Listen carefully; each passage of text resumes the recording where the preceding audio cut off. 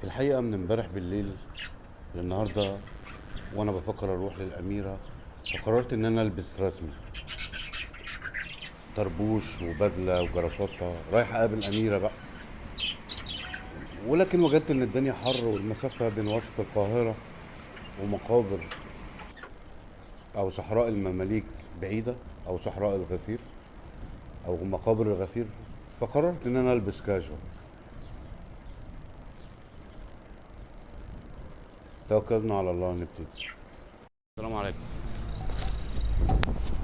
انه قبر وليست قصر، ولكن قصر ولكن قبر. إنه أغلى القبور في العالم في العصر الحديث.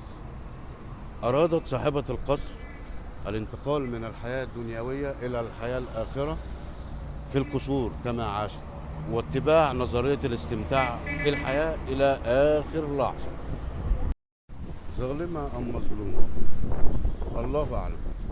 هي الأميرة شكار المولودة سنة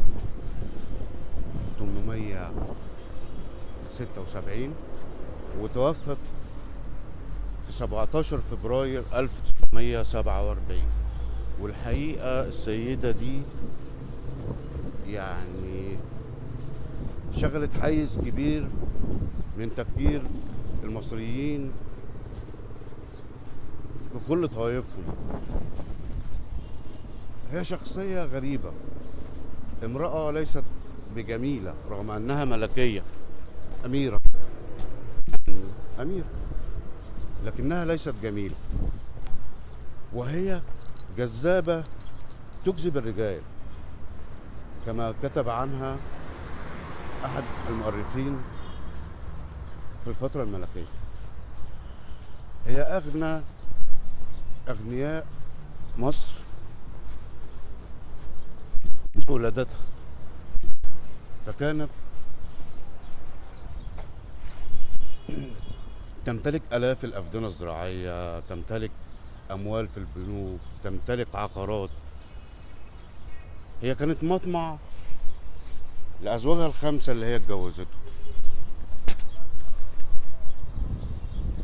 يعني كله كان طمعان فيها، 5 أزواج. لكن هنكمل. هي الأميرة شوقار ابنة إبراهيم فهمي، ابنة الأمير أحمد رفعت، ابنة إبراهيم ابن محمد علي باشا الكبير.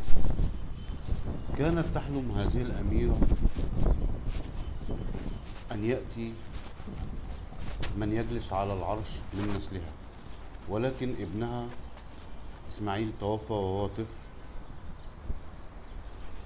وحدثت مشاكل كثيرة بينها وبين زوجها الطامع الأول الملك أو السلطان أحمد فؤاد أو فؤاد.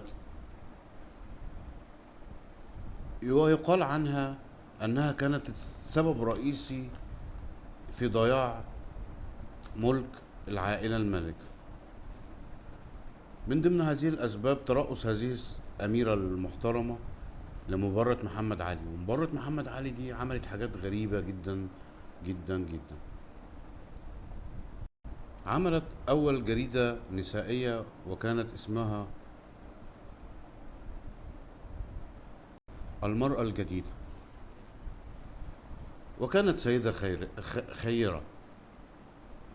لكن جميع المؤرخين أجمعوا على أنها كانت سبب رئيسي من أسباب ضياع ملك عائلة محمد علي. كان زوجها الأول الملك فؤاد يعاملها بقسوة، وتزوجها ليست بغرض الزواج ولكن بغرض الطمع في أموالها.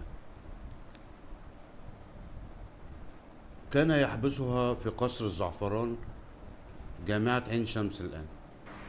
فحكت لأخوها الصغير سيف الدين، فأخذ مسدسه وذهب إلى الملك فؤاد وأطلق 3 طلقات. الأولى جاءت في الفخذ، والثانية طاشت، والثالثة عملت له عاهة مستديمة. سيدة غريبة وقصة غريبة من القصص الموجودة في مصر. أرادت الانتقال من حياة القصور في الدنيا إلى الانتقال إلى حياة القشور في الآخرة، وأخذت معها الأتباع والخدام من الأرض في مظاهرة ملكية واتباع النظرية الفرعونية. قبر هذه الأميرة تكلف 100,000 جنيه ذهب في الأربعينات، وبسؤال محاسب في بنك مصر اتضح أن هذا المبلغ يوازي الآن 1,850,000,000 جنيه مصري، وهو القبر الأغلى في مصمم العالم. القبر هو الإيطالي جابرييلي دوناتيلي، والقبر على شكل سرير ملكي عليه الملاية والوسادة، ومنحوت من الرخام الأبيض الناصع البياض الإيطالي. وفي كل جنب من جوانب السرير يوجد بوكيه ورد، يعطي كده إيحاء للنظر إن اللي على الشاهد القبر ده ورد طبيعي. القبر مصمم على نظام الباروك والركوك الفرنسي الإيطالي.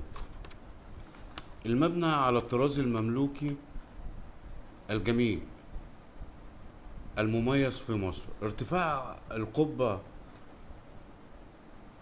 تحت القبر 26 متر، وهي على الطراز المملوكي الجميل والشديد الجمال.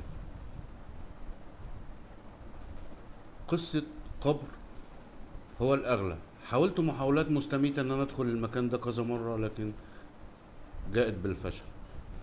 أنا واخد بعض صور القبر من الإنترنت، فأرجو المعذرة لإكمال المحتوى.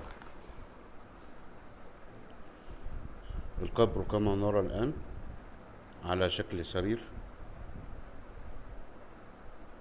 وبوكيه ورد وملاية، سرير ملكي.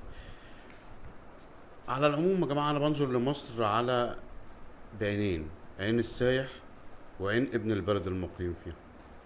بعين السايح أنا بشوف كل حاجة فيها جديدة، غريبة، حديثة، متطورة. بعين ابن البلد أنا بعشق مصر أم الدنيا. للجميع الشكر والحب والاحترام والتقدير. جمال المغازي، يوم في مصر.